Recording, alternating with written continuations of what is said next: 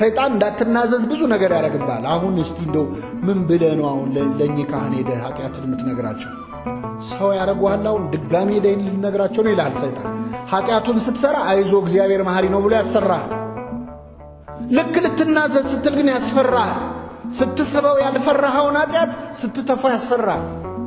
ኃጢአቱን የሚሰውር ደግሞ አይለማም ይላል ርዕሳችን አይደል? ኃጢአቱን የሚሰውር ምን አይልም አይለማም ማለት አይጸድቅም ማለት። አንድ ተክል ለማ ማለት ጸደቀ ነው አይደል? ኃጢአቱን የሚሰውር ሰው አይጸድቅም። ኃጢአታችንን ዘርዝረን መናገር አለ።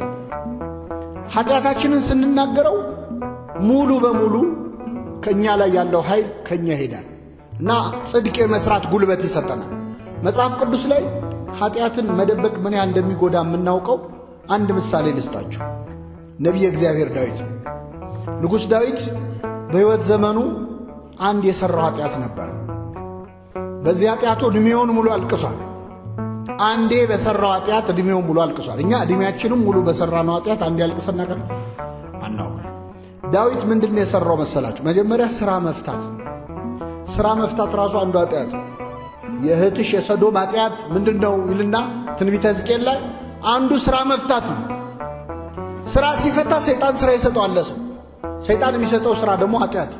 ስራ ፈቶ በሰገነቱ ላይ ሲመላለስ አንዲት ሴት ገላዋን ስትታጠብ ተመለከተ። ማናት ብሎ ጠየቀ።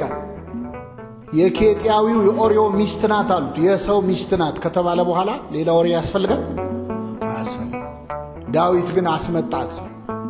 የኬጢያዊው የኦርዮን ሚስት ቤርሳቤህን አስነወራት ይላል መጽሐፍ ቅዱስ። ባልና ሚስት የሚፈጽሙትን ሩካቤ አዳምም ሚስቱን ሔዋንን አወቃት አይደለም የሚለው። ከሕግ ውጭ ከሆነ ግን አስነወራት ነው የሚለው። ደረሰባት ነው። ከዛ ዳዊት አስነወራት። ይቺ ሴት ከወር ልማዷ ነጽታ ነበር ገላዋን ስትታጠብ የነበረው። ስለዚህ ጸነሰች። መልእክተኛ ላከችበት። ንጉሥ ሆይ ያንተን ልጅ ጸንሻለሁ አለችው። አሁን ልብ አድርጉ። ዳዊት ጦር ሜዳ የሄደን የአንድ ወታደር ሚስት ቀምቶ ከሱ ጸነሰች ቢባል ለስሙ ጥሩ ነው አይደለ? ይሄን ነገርማ መፍትሄ ያስፈልገዋል ብሎ ባሏን ከጦር ሜዳ አስመጣው። ምንድነው ሐሳቡ? ባሏ መጥቶ ከሚስቱ ጋር ምን እንዲተኛና ጽንሱ የሱ ነው እንዲባል። ኬጢያዊውን ኦርዮን አስመጣው። እንዴት ነህ?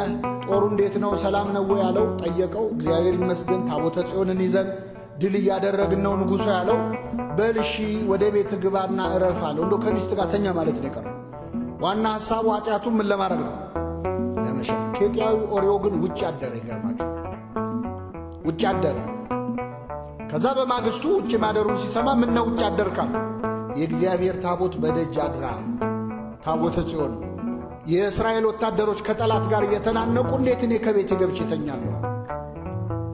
አልተሳካም። ስለዚህ አበላው፣ አጠጣው፣ አሰከረው። ሲሰክር ገብቶ ከሚስቱ ጋር እንዲተኛ። ሰካራም የልቡን አይስትም። አሁንም ከውጭ አደረ። ምን ነው አለው? ታቦተ ጽዮን ከደጅ አድራ። እንዴት እኔ ከሚስቴ ጋር ገብቼ ተኛለሁ? በጣም ይገርማል። እንዴት ከምኔ ጋር ገብቼ ተኛለሁ? ዳዊት ከማን ጋር ነው የተኛው? ከሰው ሚስት ጋር። አንዳንዴ መንፈሳዊ ከሆኑ ሰዎች ምንም ማያውቁም የተባሉት የሚሻሉበት ጊዜ አለ። አሁን ለዳዊት ስለ ታቦተ ጽዮን ክብር መጥቶ ኬጢያዊ ኦርዮ ይንገረው? ከአሕዛብ የመጣ እኮ ነው። ኬጢያዊ ነው። ተገዝሮ ነው እስራኤላዊ ሆነ። እንዴት እሱ ይነግረዋል? ዳዊትን ያህል ልበ አምላክ። ይህ ምን ያስተምረናል? እግዚአብሔር የጻፈው እኮ ዳዊት ንስሐ እንደገባ ጠፍቶት አይደለም። ማንንም ሰው እንዳናምን ጸጋለው ብለን ሰባኪ ነው ብለን ዘማሪ ነው ብለን የፈለገ ቢዘምር ከዳዊት ይበልጣል? የፈለገ መናኝ ቢሆን እንደ ዳዊት ልበ አምላክ ሊሆን አይችልም። የፈለገ ጸጋ ቢወርድበት ኃጢአት የማታዋርደው ሰው የለም። ሁላችንም በቸርነቱ ይጠብቅ። አትመኑ ማንንም ነው። እንደ ዳዊት ልበ አምላክ ብትሆን ኃጢአት ግን ትጥላለች። ወግታ የጣለቻቸው ብዙዎች ናቸው። ከዛ መጨረሻ ዳዊት ደብዳቤ አስይዞ ሰደደው። ደብዳቤው ይገደል የሚል ነው።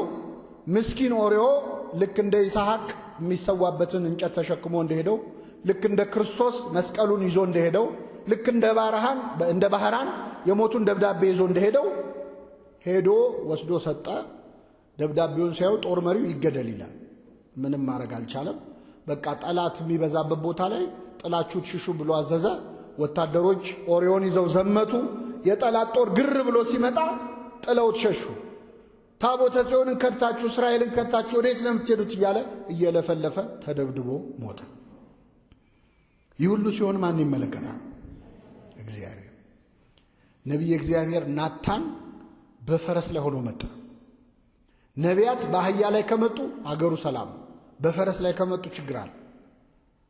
ጦር ሊሆን ነው ማለት ነው። ዳዊት ደነገጠ። ምንድነው አለ። ኧረ ንጉሥ ሆይ በአገር ትልቅ በደል ተሰርቷል አለ። ምንድነው አለ። አንድ ሰው በጣም ብዙ በጎች የነበሩት ባለሀብት ነበረ። ከጎረቤቱ ደግሞ አንዲት በግ ያለችው ደሃ ሰውዬ ነበር። ይህ ባለ አንዲት በግ ያለችው ሰውዬ ወደ ሩቅ አገር ሊሄድ ሲል ለጎረቤቱ ብዙ በግ ላለው ባለጸጋ እችን አንድ በጌን ከበጎች ጋር አብረህ ቆይልኝ ብሎ አደራ ሰጥቶት ሄደ። እሺ ብሎ ከተቀበለ በኋላ የባለጸጋ እንግዳ መጣበት። ድንገት እንግዳ ሲመጣበት ከብዙ በጎቹ መሃል ላለማረድ ብሎ ሳስቶ የዚህን ሰውዬ በግ አረደበት። ምን ይመስልሃል ንጉሡ ያለው? ይህ ሰው ምናምንቴ ነው አለ። ምንድነው? ስለ አንድ ፈንታ 4 እጥፍ ይመልሳል። 4 እጥፍ ይመልሳል። ኦ ንጉሥ ፈታይ ከበርስከ፣ ንጉሥ ሆይ ያ ሰው አንተ ነህ። የፈረድከው በማ ላይ ነው? በራስ ላይ ነው። ብዙ በጎች አሉት የተባልከው ዳዊት እግዚአብሔር ባይፈቅድለትም እሱ ግን ከሕግ ወጥቶ ብዙ ሚስቶች ነበሩት፣ ብዙ ቁባት ነበሩት። አንተ ነህ ባለ ብዙ በግ የተባልከው። አንዲት በግ አለችው የተባለው ኦሪዮ ነው። አንተን አምኖ ጥሎ ጦር ሜዳ ሄደ። እንግዳ መጣበህ የተባለው ጊዜያዊ ፍትወትህ ነው፣ ዝሙትህ ነው። ከብዙ ሚስቶች ጋር ማሳለፍ ስትችል አንተን አምኖ የጣለልህን አንዲት በግ ወሰድክበት፣ እሱንም አስገደልከው። ስለዚህ ንጉሥ ሆይ የፈረድከው በማ ላይ ነው? በራስ ላይ ነው። አሁን ዳዊት የሚናገረው ሲያጣ ዞረና ምን አለ? አቤቱ እንደ ቸርነትህ መጠን ማረኝ። ጸሎት ያውቅ የለ ሲያስበው ኃጢአቱ ብዙ ነው። እንደ ኃጢአቴ መጠን እንዳይል አያዋጣም። እንደምን መጠን? እንደ ይቅርታህም ብዛት መተላለፌን ደምስስ፣ ከበደሌም ፈጽሞ እጠበኝ፣ ከኃጢአቴም አንጻኝ። እኔ መተላለፌን አውቃለሁ፣ ኃጢአቴም ሁል ጊዜ በፊቴ ነው፣ አልረሳውም። አንተም ብቻ በደልኩ። እኔማ ንጉሥ ነኝ፣ ከኔ በላይ ሌላ ንጉሥ የለም ባገሩ። አንተም ብቻ ግን በደልኩ። በፊትህም ክፋትን አደረግኩ፣ በነገርህ ትጸድቅ ዘንድ። ሁሉ ይበድላል ብለህ የተናገርከው ቃል እውነት ሆኖ ይገኝ ዘንድ ይኸው እኔም በደልኩ።